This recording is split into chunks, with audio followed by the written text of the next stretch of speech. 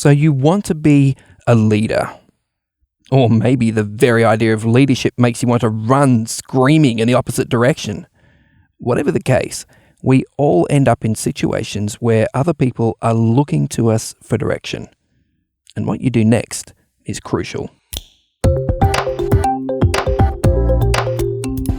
This is Signs of the Times Radio with Kent Kingston.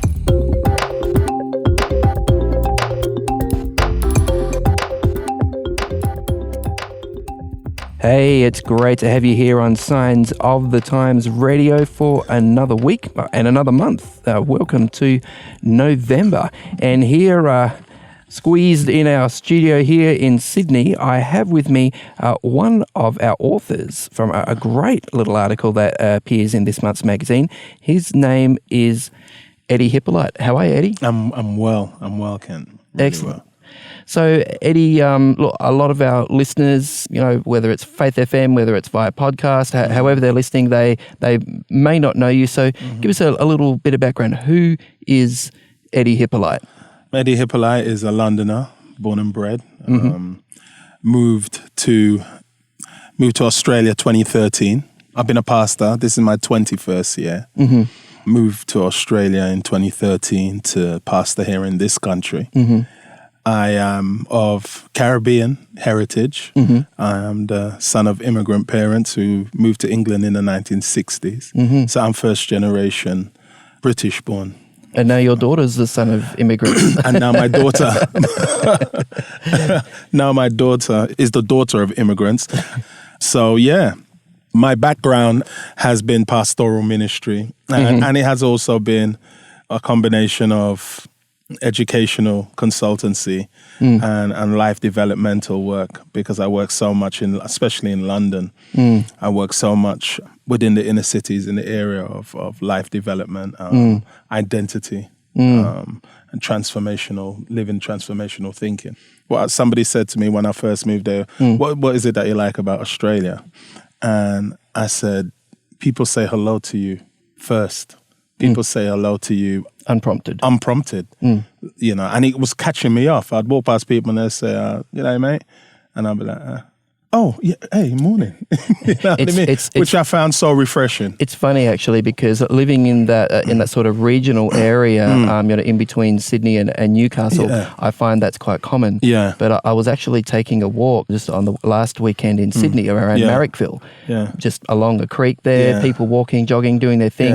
I said, hi to a couple of people, and they looked a bit taken aback, looked at me a bit strangely, and I started to think, maybe this is a city thing versus a regional thing. Very much so. They seem to be a little bit weirded out by me doing it in Sydney. Very much so.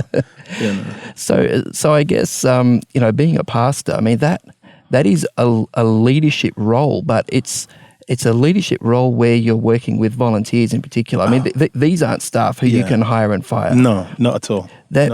What is the particular challenge like working in that volunteer community sort of space as a leader? Because being a pastor is one example, but whether you're working in a community op shop, whether you're working for Meals on Wheels, there must be a lot of similarities in working with volunteers. I think the greatest difference and the greatest challenge is keeping them inspired. You don't manage a volunteer.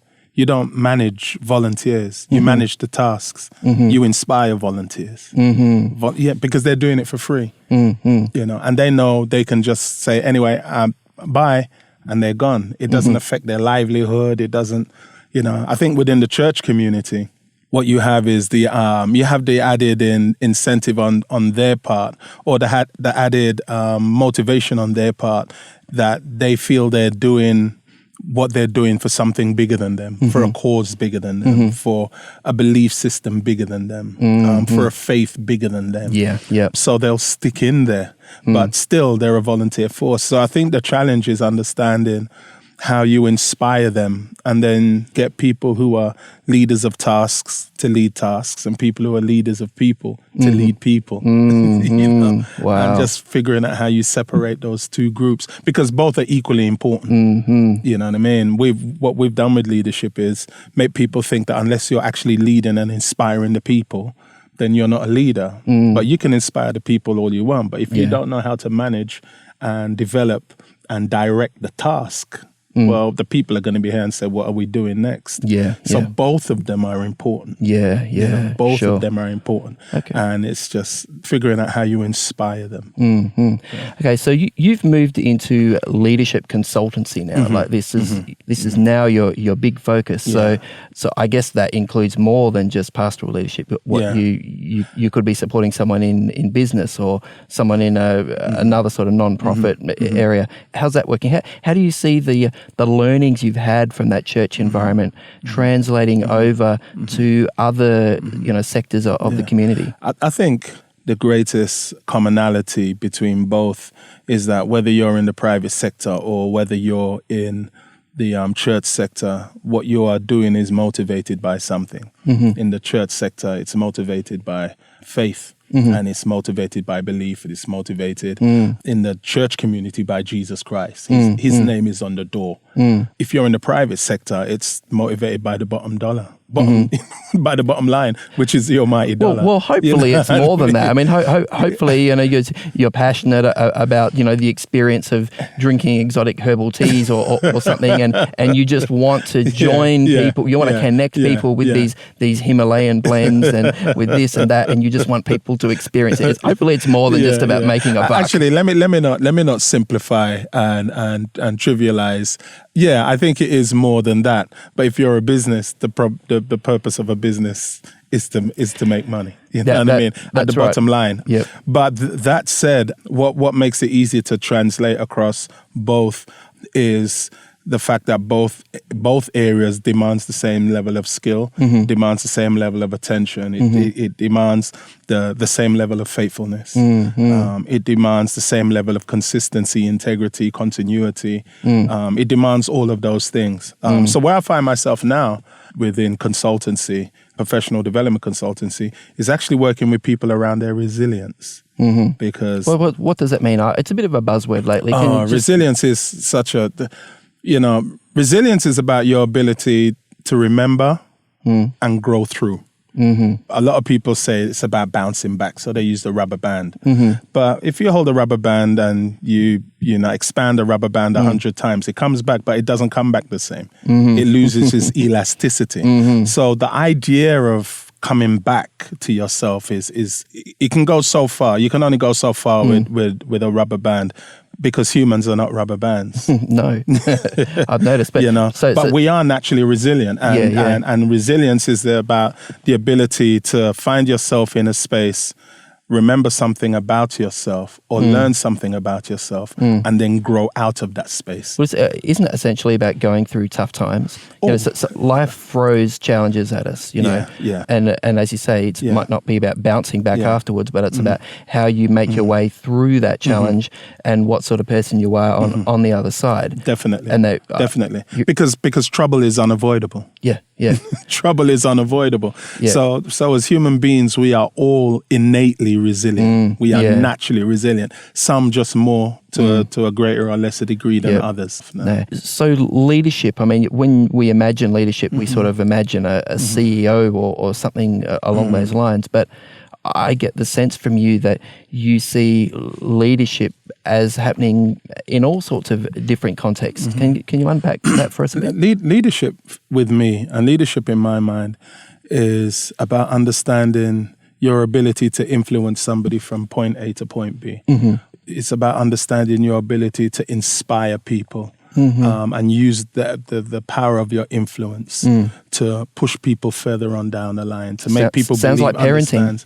Oh my gosh, so much so. But parenting and then some, parenting and a little more. And I think with leaders, the great leaders are the ones that understand that they are given that respect. They are entrusted with that level of understanding. They are entrusted with that level of trust from somebody else. And as a result, they use that in a way that empowers that person forward and empowers what they're going to or what they're working on behalf of. And I think good leadership is leadership that holds that trust in a sacred way, and empowers those people to grow as they're moving forward and seeking to establish what it is that they're doing. Sure. I got a question, Eddie, and it comes out of my experience with my two sons. Two boys. The oldest one, like going through primary school, was Mr. Popular. All the girls wanted to sit next to him. Everyone wanted to be with him. Everyone clustered around him. They loved him, you know. But he has actually turned out a fairly quiet person, fairly introverted, is quite happy to stay home. And, you know, whereas the second son, who was a little bit nerdy, a little bit dorky, got picked on, you know, from time to time.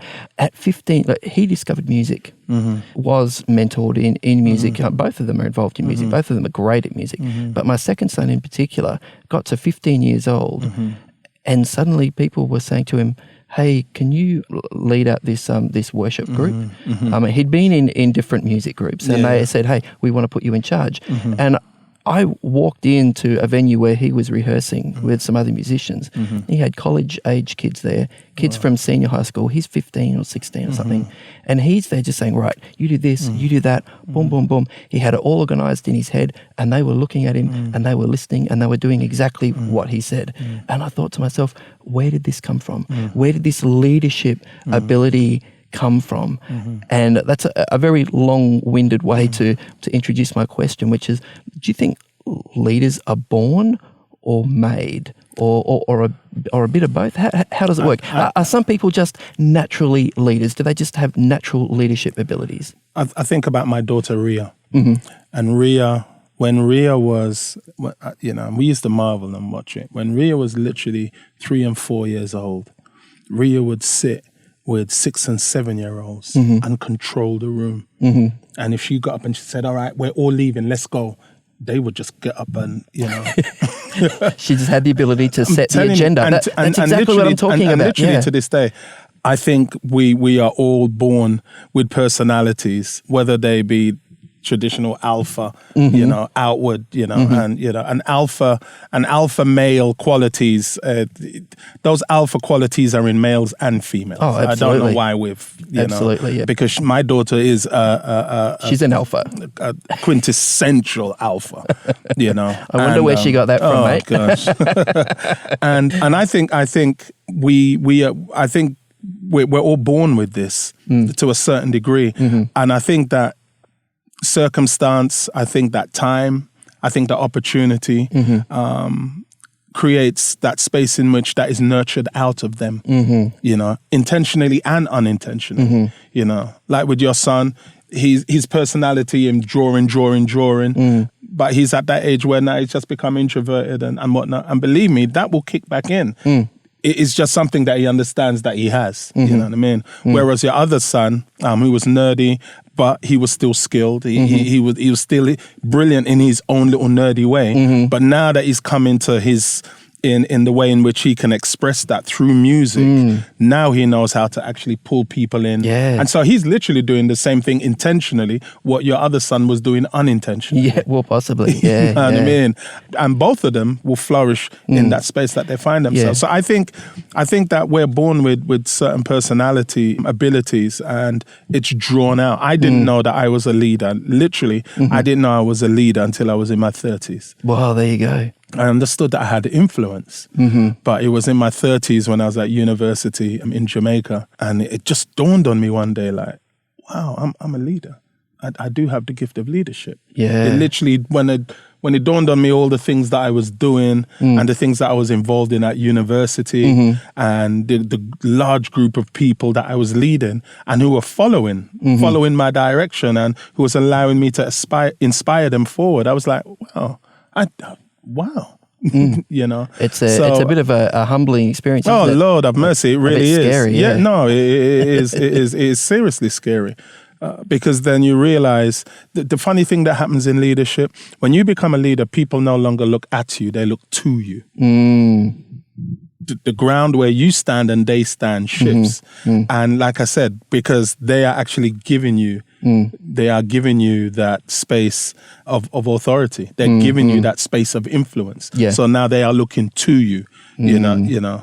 Well, I mean, I guess the other reason why I asked that question, are leaders born or made, is that your article that you wrote for us in the November Signs of the Times is it's entitled "Insights for Reluctant Leaders." Reluctant leaders. So these are perhaps not the people who have this natural leadership ability. There's, they say if you want to know if you're a leader, look behind and see if people are following. They're like yourself. You looked behind one day and thought, oh, good. I'm here on my own. People are following me. I have this influence. I must have a gift of leadership. There are other people who go and study management and study leadership and do this and do that, and you think, I don't know if you're ever going to be a leader. But you've actually given 5 tips for reluctant leaders. I mean, the first thing you say is, look, if there's an opportunity to put your hand up and be a part of something, to lead a particular project, do it. You encourage people to do that.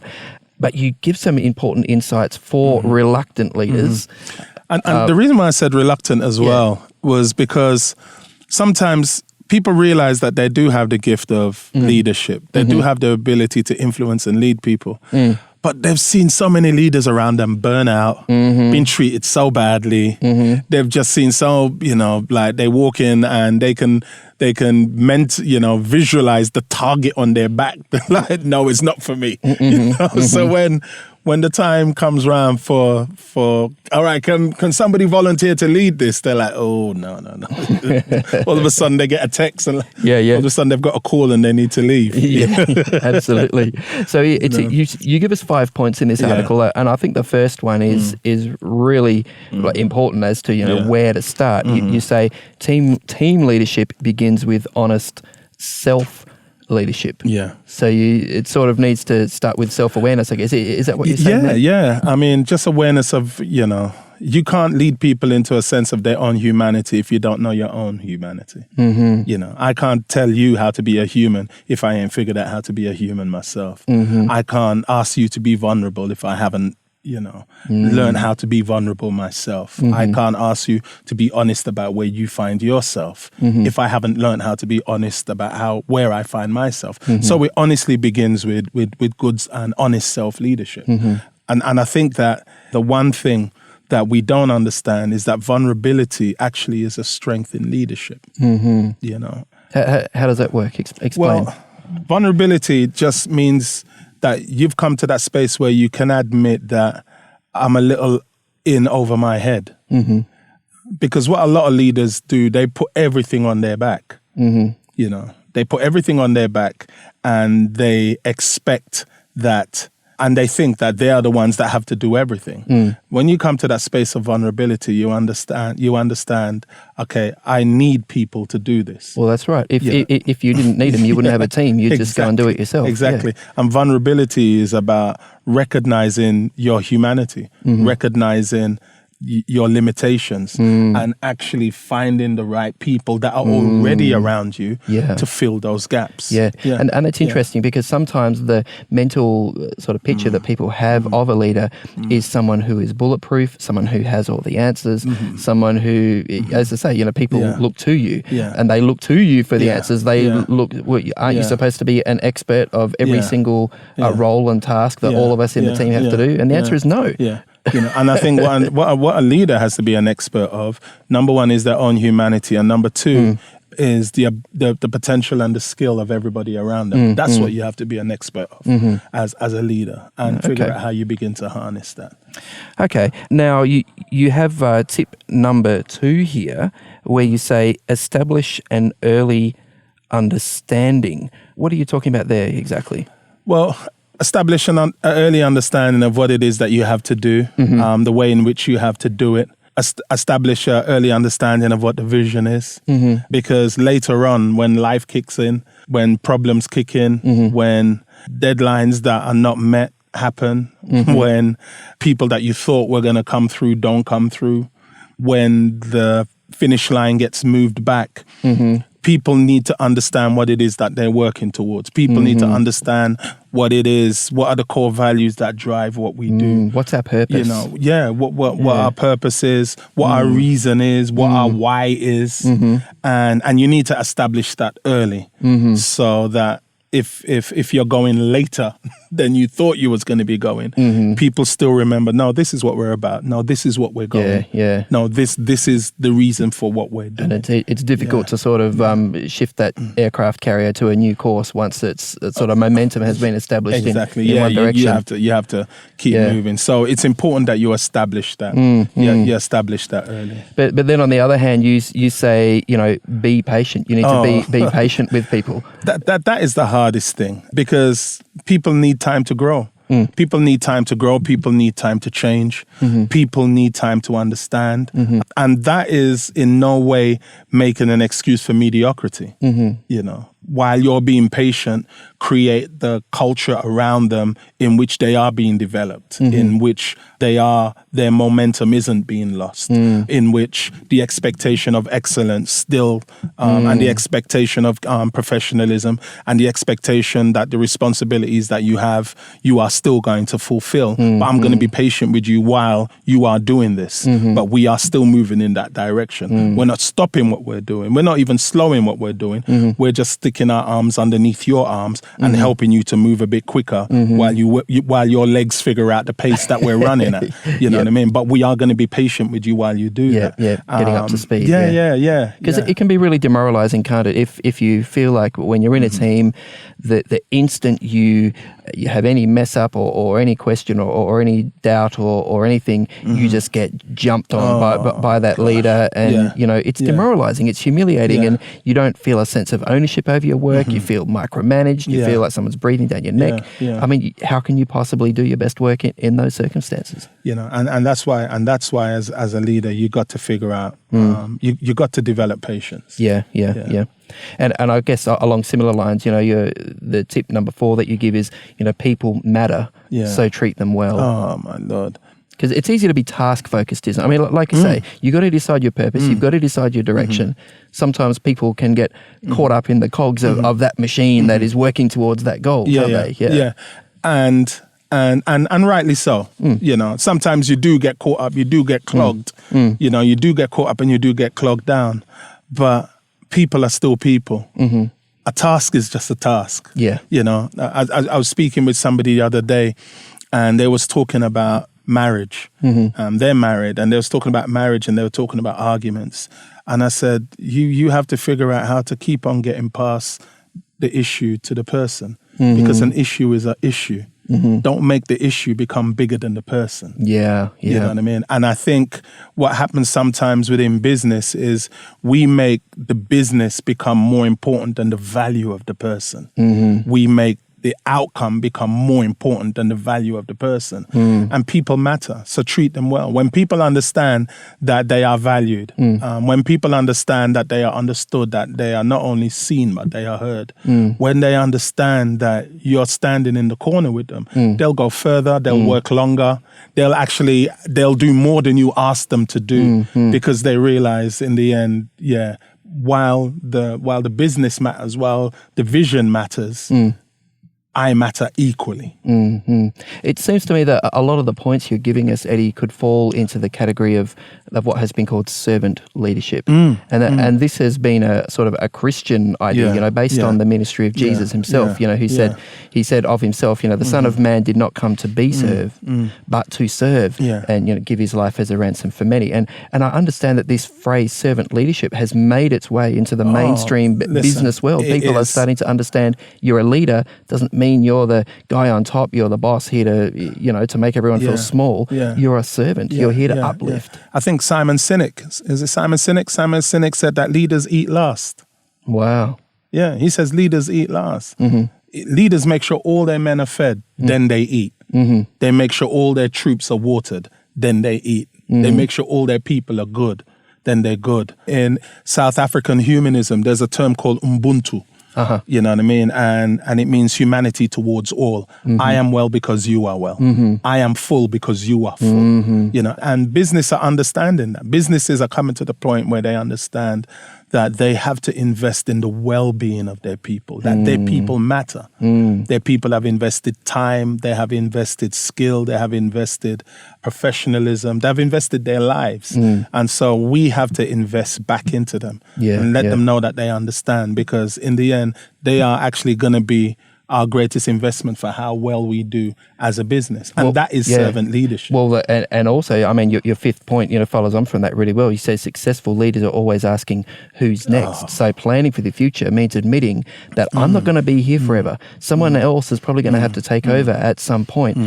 How do you go about doing that, man, while being a leader, thinking who's next? I've got a lifelong friend. We've been friends now for 40 odd years. And I had the privilege of working as one of his youth directors when I was working in England. He was director of work across the South England region. And I was his director of teen work. He was the overall director. So focusing on teenagers for I was focusing on teens. He was focusing on young adults up to millennials.